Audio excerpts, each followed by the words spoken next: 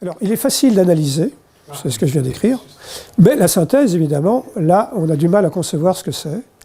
Et ça pose deux problèmes, en termes purement neurobiologiques.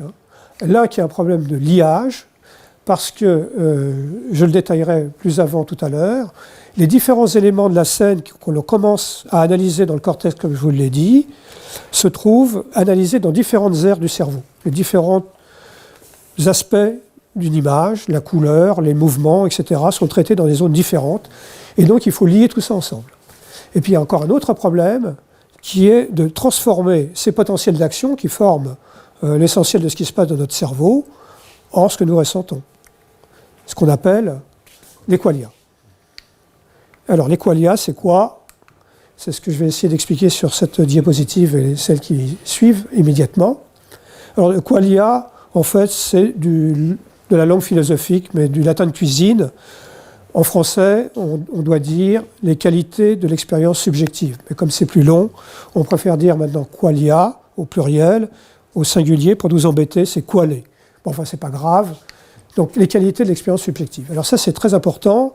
C'est ce que finalement, nous ressentons, nous percevons, ce sont des qualia. Alors, dans le cas qui nous intéresse, on peut analyser de manière très schématique tout ce que je viens de vous dire de la manière suivante. On a une image. Cette image, finalement, elle est véhiculée là par des rayons lumineux, donc des photons, qui tombent sur la rétine.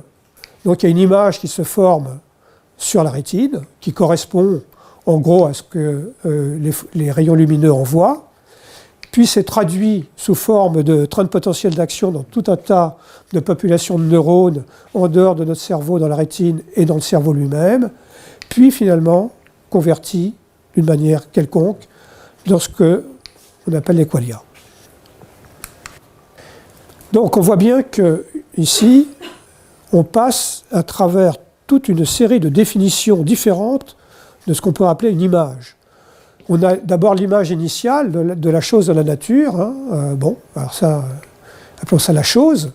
Après, ça devient des interactions chimiques au niveau de la rétine, puis des trains de potentiel d'action, comme je vous l'ai expliqué, et enfin, une expérience consciente. Alors ça, d'emblée, cette simple diapositive ruine complètement l'idée que nous avons tous, spontanément, que nous percevons de manière immédiate le monde extérieur.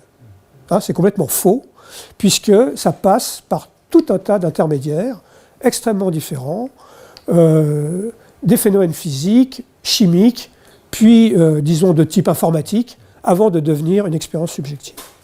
Donc, il n'y a rien d'immédiat là-dedans, comme on a l'impression qu'on l'a dans la vie courante.